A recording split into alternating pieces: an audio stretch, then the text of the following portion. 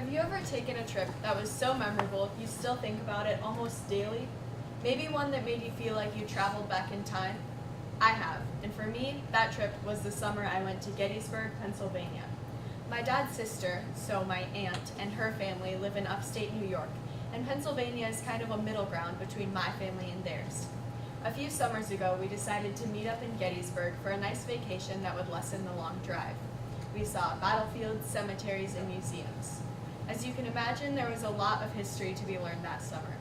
Gettysburg is a very touching, powerful place to visit, but it's important to know and respect the history behind it. The battlefields are probably the most well-known part of Gettysburg. I'm not really sure what I expected to see when we went there, but I could have never imagined the feeling I got. Everything was just as it would have been. They had authentic Civil War cannons positioned as if the war was still going on, in the north facing the south or vice versa.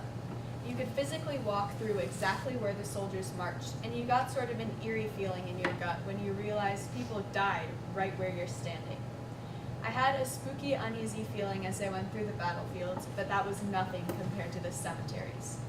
All cemeteries are a little dreary, but there's a whole different energy around cemeteries in war zones. I passed headstone after headstone of unknown soldiers, people who were never identified after their death and burial. On some of these headstones, there were coins, which each had a different meaning. A penny on the headstone meant that you were just visiting. A nickel means that you were in boot camp with the deceased person. A dime means that you served with them, and a quarter meant that you were actually with them when they died. I thought this was really cool, almost like a secret code. I also think I didn't fully understand how many people actually died until I had a visual representation of all the rows of military headstones.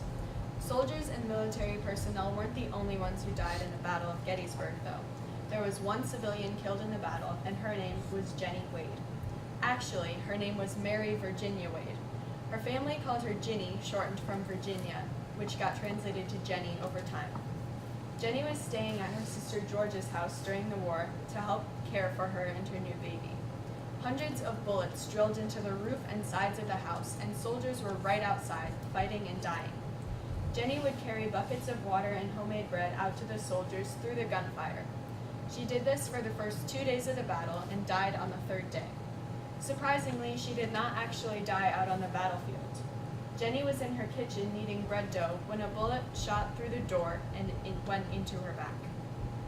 Since then, the house has become a museum to share her story, and there's also a statue of Jenny in the town holding a bucket of water and a loaf of bread to honor her brave efforts to help the soldiers. I saw and learned almost an unmeasurable amount in Gettysburg, but her story was definitely my favorite. Gettysburg, Pennsylvania is a very touching, powerful place to go, but it is essential to know and respect the reality of the town's history.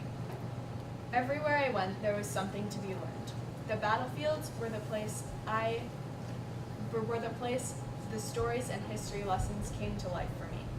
The cemeteries were where I realized how many people actually were willing to sacrifice themselves for the greater good, and Jenny Wade's story touched me most of all. Joseph Campbell once said, "A hero is someone who has given his or her life to something greater than oneself." Even though Gettysburg is a popular tourist attraction today, it is so necessary to know and remember all those who lost their lives on that soil. Thank you.